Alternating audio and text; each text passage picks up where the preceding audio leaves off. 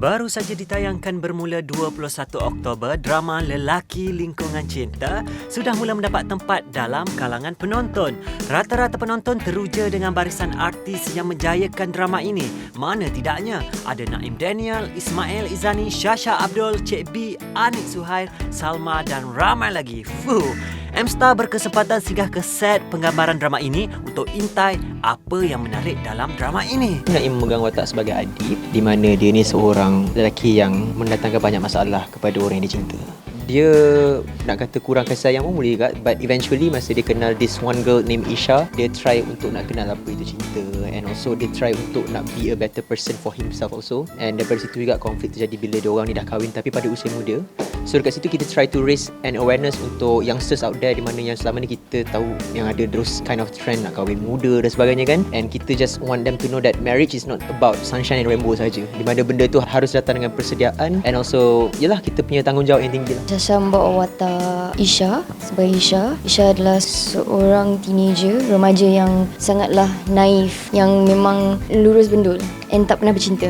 So bila dia jumpa seseorang, dia kira macam that is her first love, and then dia rasa macam tu baru macam like starting of her life. Baru dia faham semua benda, semua arti cinta apa semua lah. I think for me it an amazing experience where I kena bawa watak ni to life, sebab I tak pernah bawa watak yang macam ni. Usually I bawa watak antagonist. So bila I dapat this character, it's a challenge for me. So it's fun lah. Saya memegang watak sebagai Zamri, iaitu sepupu kepada Isha, which is saya ni sukakan Isha, tapi there's a lot of things going on, dan basically Zamri ni dia ada vibe abang-abang sikit lah. Sebab tu saya rasa the challenging part where saya kena jadi abang-abang sikit.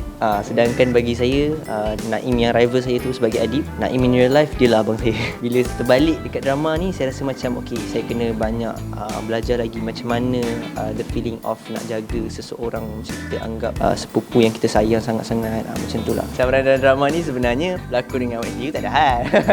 Sebab kita orang pun quite close, so kita rasa nak berlakon tu mula-mula risau tau, takut macam tergelak-gelak ke tak serius kan. Tapi so far so good, Alhamdulillah.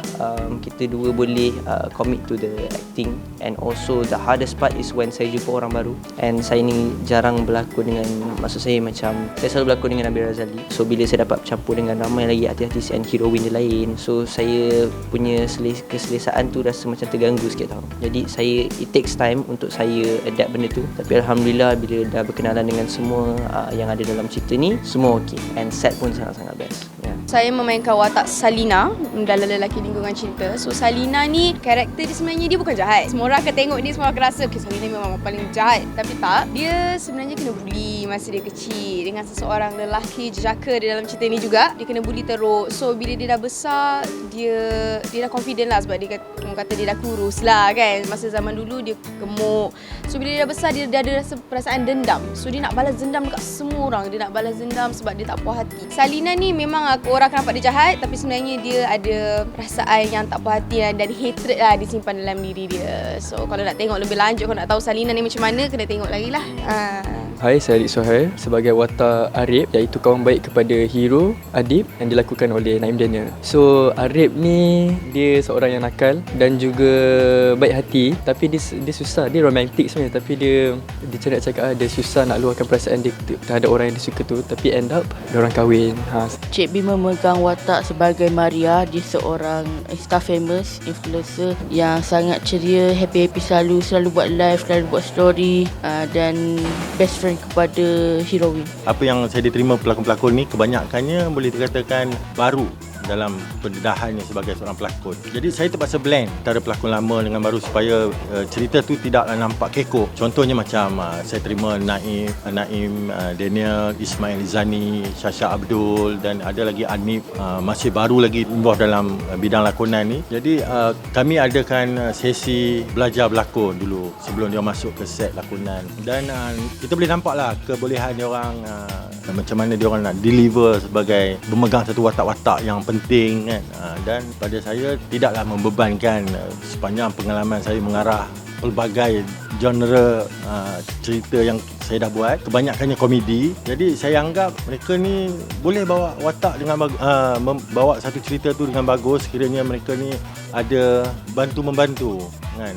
Dan kena ada chemistry. Maksudnya di luar set kena ada chemistry lah, berbual, berbincang tentang apa kita nak buat apa semua. Jadi itulah kejayaan dia orang, macam mana dia orang boleh buat deliver drama ni sehingga habis. Satu pengalaman baru, adaptasi sebuah cerita yang sangat best, sangat fresh, segar. Kisah cinta remaja yang jarang kita terjemahkan di kaca TV. Liku-liku kehidupan remaja menempuh alam college dan bercinta dalam keadaan yang tidak punya apa-apa, yang hanya mengagungkan cinta semata-mata.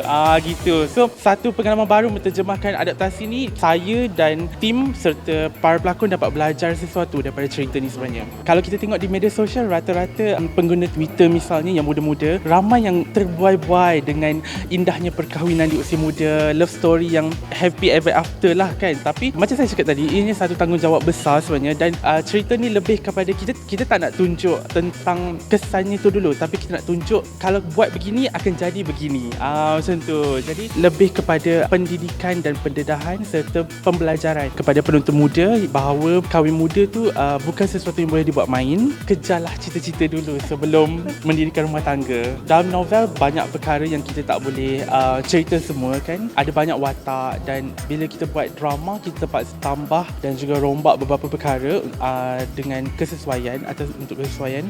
Saya minta izin dulu daripada novelis sebelum buat kita share dulu kita punya sinopsis, kita punya rangka story tu, and then bila novelis kata okey, kita beri suntikan yang kita nak kan, garapan berbeza, perubahan tu untuk menjadikan story lebih baik. Sebagai penulis, Kak Lily faham kekangan tu ada. Maknanya Kak Lily biasa nulis novel. Novel ni kita boleh bebas. Maknanya kita tulislah apa nak tulis, 500 muka surat, 600 muka surat. Tak ada kekangan. Tak ada kekangan masa, tak ada kekangan tempat, tak ada kekangan macam watak-watak tu nak berubah berapa banyak pun dalam novel sebenarnya macam tak terhad. Akak faham.